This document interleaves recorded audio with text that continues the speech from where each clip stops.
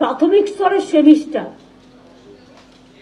the policy decision education যখন you are education minister, but please remember, if there is a new policy decision, please consult us. দিদি আমি ওটা কাগজ আমিও দেখি পরশুদিন সেক্রেটারির সঙ্গে কথা বলে পরশুদিন রাতে চিফ সেক্রেটারির কাছে প্লেস করেছি।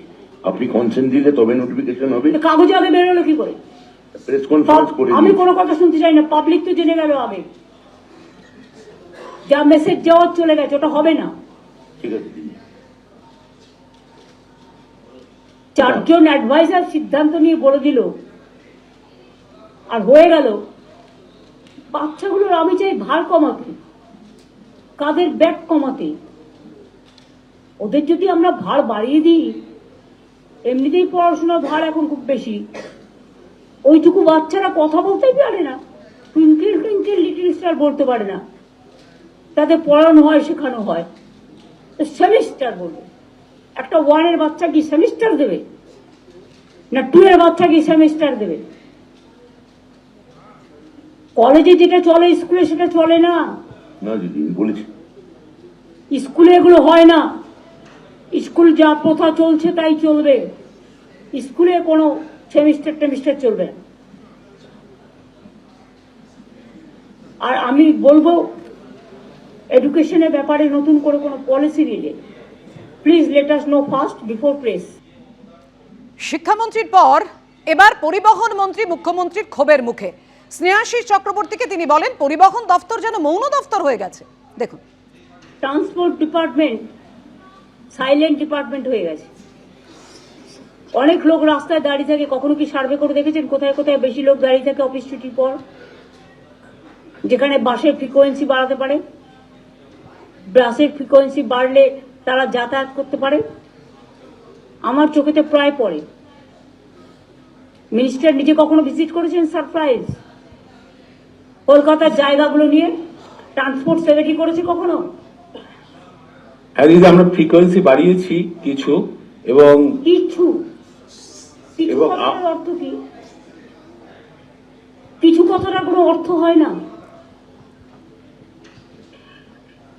তুমি একটা ট্রান্সপোর্ট মিনিস্টার, তোমাকে মাথায় রাখতে হবে কিছু কথার কোনো উত্তর নেই।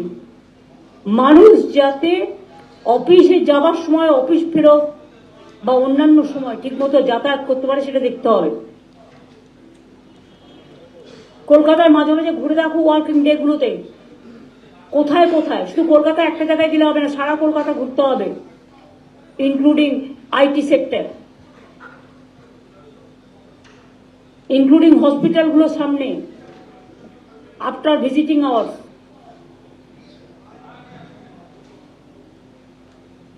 আর পুলিশকে বলবো স্পিড কমিয়ে ওভার স্পিড করা যাবে না।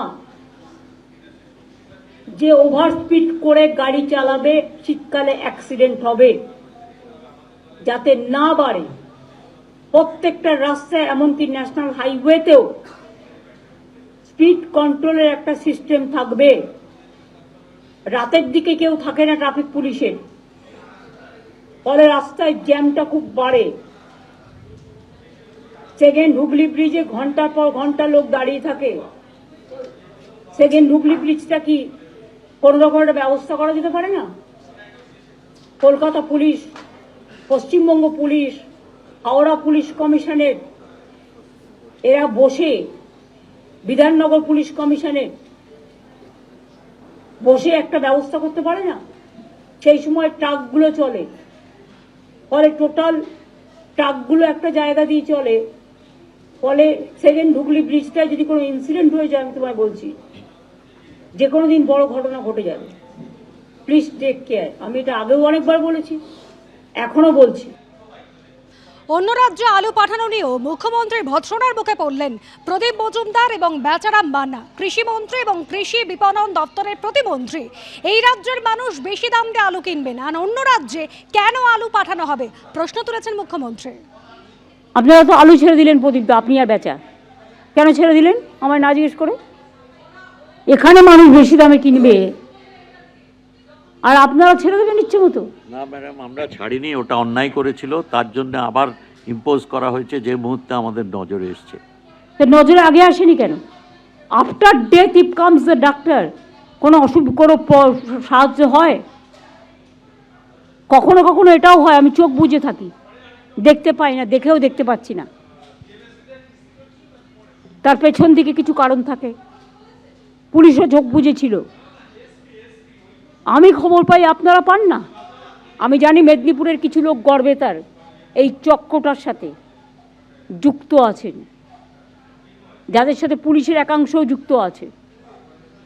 এবং বেচা, তোমাকে আমি কিছু বলছি না, তারকেশ্বর আলুর জায়গা, তোমাদের ওখান থেকেও অনেক আলু গেছে, দেখে নিও।